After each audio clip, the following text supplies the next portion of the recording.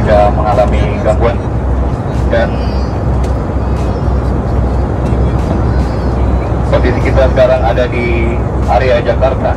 Kita akan meneruskan penerbangan ini ke Soekarno Jakarta.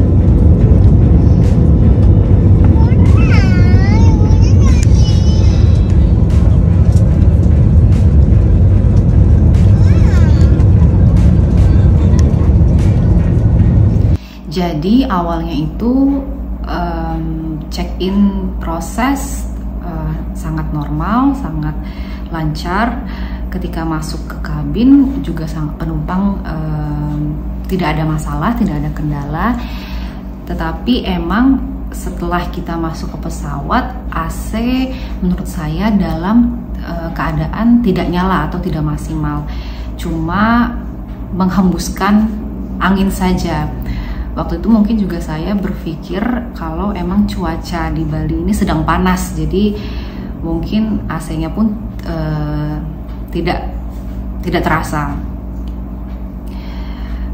Penumpang pun juga sempat menanyakan ini AC-nya nggak nyala atau gimana, tapi jawaban dari pramugari hanya nanti juga akan dingin beberapa saat lagi. Saya juga kurang mengerti SOP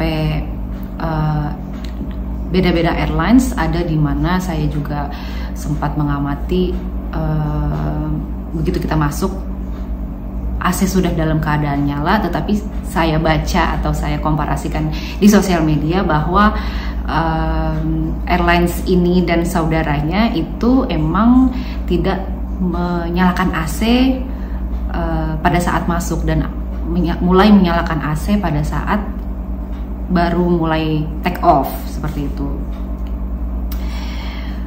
Lalu setelah beberapa saat, mungkin setelah 40 sampai 50 menit, terdengar suara mesin, tapi tidak terlalu lama ya, tidak terlalu jelas juga, sekitar 2 kali, dan itu juga sangat cepat. Nggak lama kemudian ada announcement dari kapten untuk flight attendant. Saya juga kurang yakin apakah itu announcement yang emergency atau tidak, tapi setelah announcement itu flight attendant langsung duduk di posisinya, di posisi kursi flight attendant. Nggak lama setelah itu kami merasakan pesawat itu turun ketinggian, maksud saya lebih rendah dari biasanya, dan juga suhu semakin panas.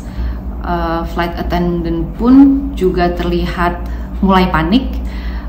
Beberapa flight attendant bolak-balik ke belakang dan depan pesawat, dan juga bolak-balik ke ruangan kapten, ke kokpit. Dari sini udara sudah semakin panas, sudah pengap, tetapi yang kami sayangkan juga tidak ada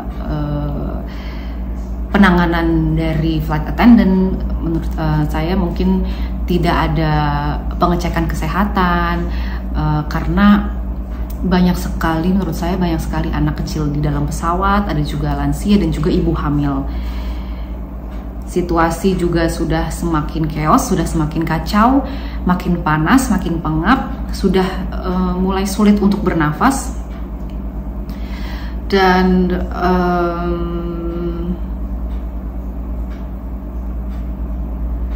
tidak lama setelah itu kapten mengumumkan, announce kalau emang betul ada gangguan yang menyebabkan kita tidak nyaman, kita para penumpang tidak nyaman, dan emang terjadi gangguan. Lalu nggak lama kapten juga memberitahu kalau sudah under control dan dalam kendali kapten, dimana waktu itu kami mengira dalam kendali kapten bahwa AC-nya sudah nyala, tapi ternyata kita masih ngecek AC di atas, masih belum nyala sama sekali.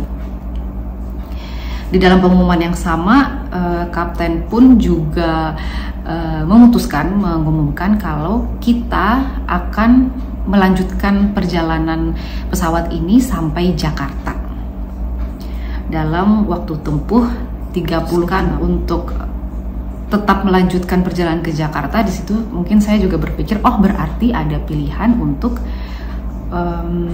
landing di bandara terdekat karena situasi sudah makin tidak nyaman atau mungkin justru mengancam nyawa penumpang seperti itu.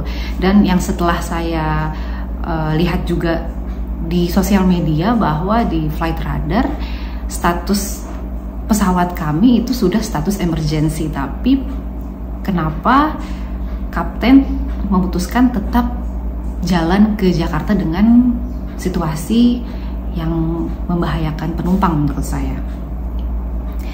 Salah satu lagi yang saya sayangkan adalah tidak adanya permintaan maaf secara langsung dari kapten sendiri ke para penumpang, dan juga tidak ada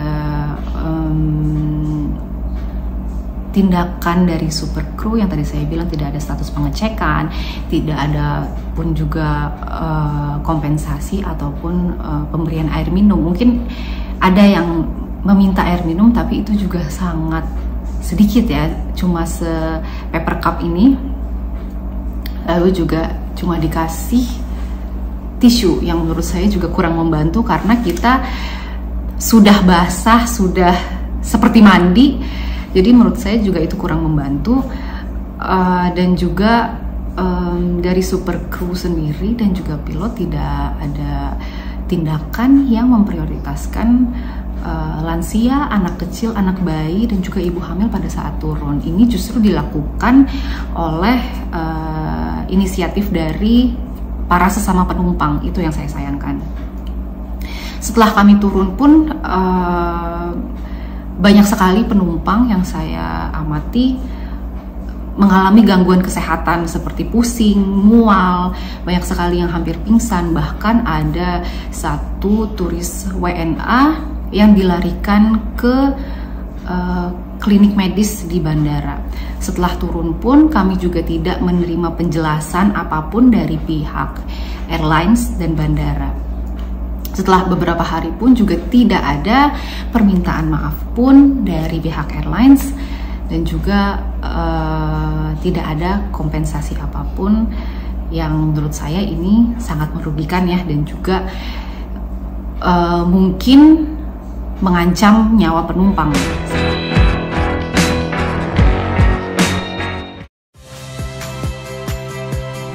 Saya Liviana Cerlisa. Saksikan program-program Kompas TV di siaran digital, pay TV, dan media streaming lainnya. Kompas TV, independen, terpercaya.